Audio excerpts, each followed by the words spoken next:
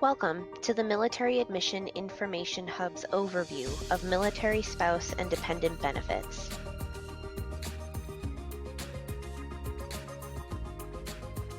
To begin, what are some of the spouse and dependent benefits available and who is eligible for them?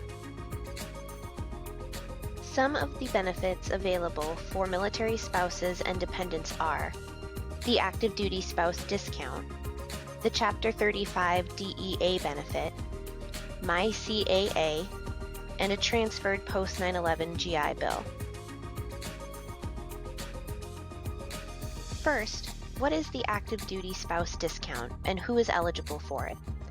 The active duty military discount reduces the cost per credit to $225 and the cost per course to $675, not including textbooks. The university extends this discount to all current service members and the spouses of active duty service members. A person who is active duty is in the military full-time. They work for the military full-time, may live on a military base, and can be deployed at any time. This discount is extended to active duty spouses only. It does not extend to the spouses of reservists or National Guardsmen. What information is needed from the student in order to receive the active duty discount? For current service members, this will be documentation verifying their military status.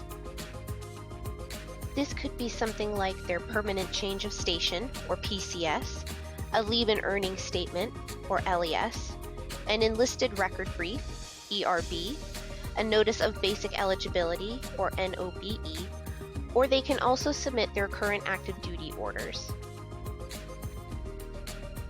Active duty spouses will need to provide similar documentation verifying their spouse's military status, as well as evidence that they are married. This can include a combination of the spouse's PCS, LES, or ERB, and a copy of the marriage license or certificate. Up next, we'll review the Chapter 35 Dependents Educational Assistance Benefit. What is the Chapter 35 DEA benefit and who is eligible for it? The Chapter 35 DEA benefit offers education and training opportunities to eligible dependents of veterans who are permanently and totally disabled due to a service-related condition or died while on active duty or as a result of a service-related condition. So how does the Chapter 35 DEA benefit work? Similar to the Montgomery GI Bill, the Chapter 35 DEA benefit pays out directly to the student. This means that the student needs an alternate form of payment upfront to get registered in their courses. What information does the university need from the student to approve the use of their Chapter 35 DEA benefit? If the student is applying for the first time, they will need to complete the 225490 Vaughn app on the VA website. As the Vaughn app can take up to 30 days to process, the student should take a screenshot of the confirmation page and email it to their admission counselor. The student will need to provide the service member's VA file number, which is typically their Social Security number. If the student has applied previously, they will first need to provide their certificate of eligibility. The student will also need to complete the 22-1995 change of location form on the VA website. The student should take a screenshot of this confirmation page and email it to their admission counselor. The student will also need to provide the service member's VA file number or Social Security number.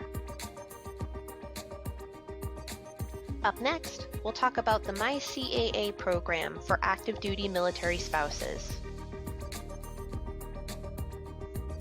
What is the MyCAA benefit and who is eligible for it? The Military Spouse Career Advancement Accounts, or MyCAA, is a career development and employment assistance program that helps military spouses pursue an associate's degree necessary for gainful employment. The MyCAA program is available to active duty spouses only. Additionally, it can be used for associate's degrees only. It cannot be used towards bachelor's programs. How does the MyCAA benefit work?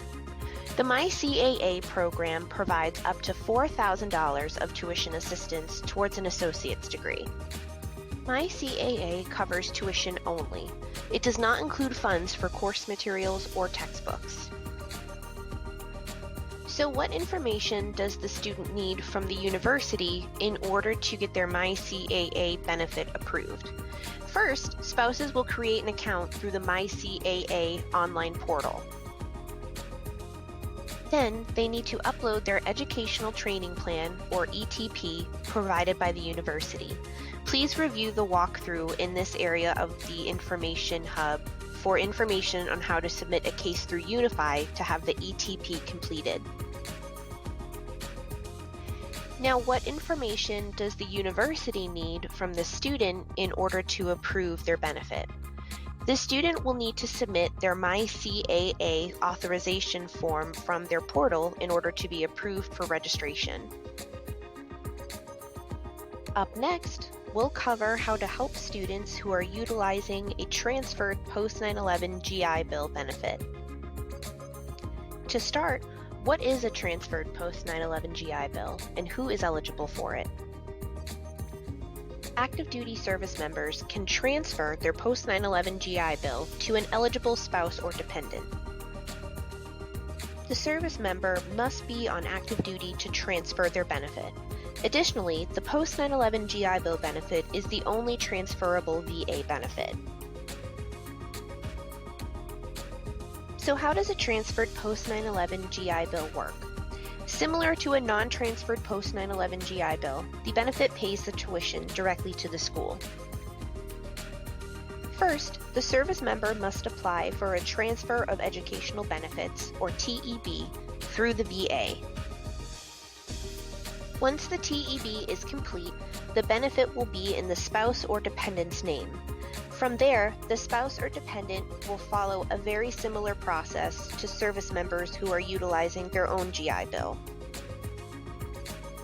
What information is needed from the student in order to approve their use of a transferred post-9/11 GI Bill? If the student is applying for the first time, they will need to complete the 22-1990E Vaughn app on the VA website.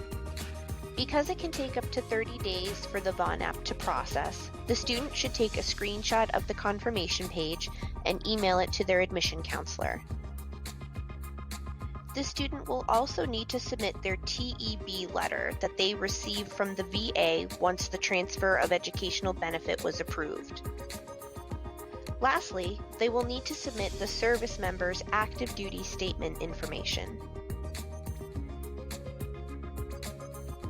If the student has applied for the benefit previously, they will need to submit either a copy of their certificate of eligibility or their statement of benefits from the VA website. The student will also need to complete the 22-1995 change of location request on the VA website.